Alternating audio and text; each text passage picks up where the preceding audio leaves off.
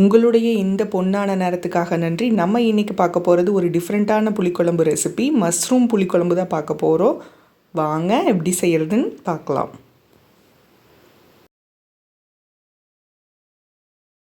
தேவையான பொருட்கள் 2 ஸ்பூன் வரமல்லி, 4 வரமிளகா, 1 ஸ்பூன் சீரகம், 1 ஸ்பூன் சோம்பு, 1/2 ஸ்பூன் வெந்தயம், 1/2 ஸ்பூன் மிளகு, 1/4 ஸ்பூன் கடுகு, கொஞ்சம் முந்திரி, 5 பல் பூண்டு, கொஞ்சம் மல்லி இலை, ஒரு லெமன் சைஸ் புளி, 1 ஸ்பூன் நெய், 300 கிராம் மஷ்ரூம் நல்லா க்ளீன் பண்ணி எடுத்துக்கலாம்.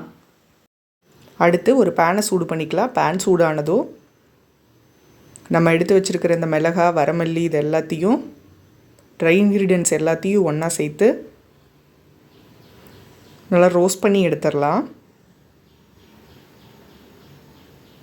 இது ஒரு 5 மினிட்ஸ் ஆற வச்சு மிக்ஸி ஜாருக்கு மாற்றி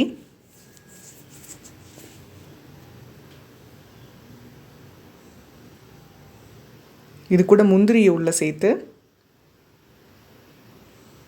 முந்திரி ரோஸ்ட் பண்ண தேவையில்லை, அடுத்து பூண்டையும் உள்ளே சேர்த்துடலாம். சேர்த்து கொஞ்சமாக தண்ணி விட்டு இந்த மாதிரி நல்லா பேஸ்ட் மாதிரி அரைச்சிடலாம்.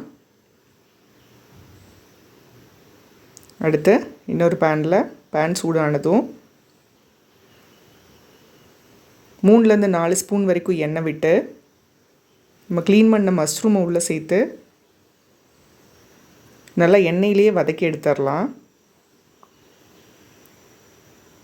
இது ஒன்ஸ் நல்லா வதங்கினதும் இது வேற ஒரு பவுலுக்கு மாற்றிட்டு அதே பேனில் 2 ஸ்பூன் ஆயில் விட்டு கூடவே 1 ஸ்பூன் நெய் விட்டுக்கலாம். எண்ணெய் காஞ்சதும் நம்ம அரைச்சி வச்சுருக்கிற மசாலாவை உள்ளே சேர்த்துடலாம்.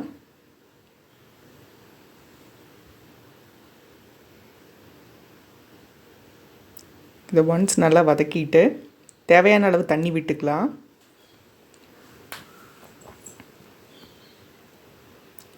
மசாலாலாம் நல்லா கொதித்ததும் நம்ம வதக்கி வச்சுருக்கிற மஷ்ரூமை உள்ளே சேர்த்துடலாம்.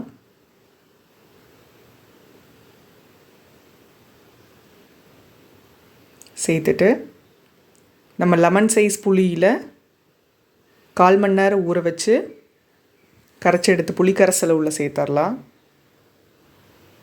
தேவையான அளவு உப்பு,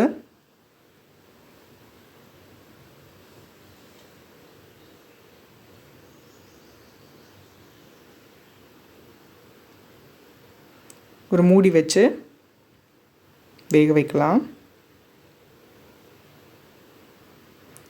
அப்பப்போ இதை ஓப்பன் பண்ணி கிளறி விட்டுக்கலாம்.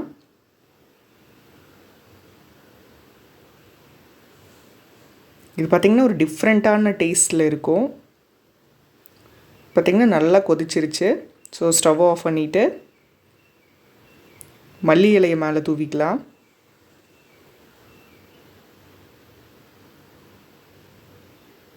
ஒன்ஸ் இதை கலந்துட்டு இங்கே பாருங்கள், மஷ்ரூம் எல்லாமே நல்லா குக் ஆயிடுச்சு. இப்போ நம்மளோட சுவையான மஷ்ரூம் புளிக்குழம்பு ரெடி ஆயிடுச்சு.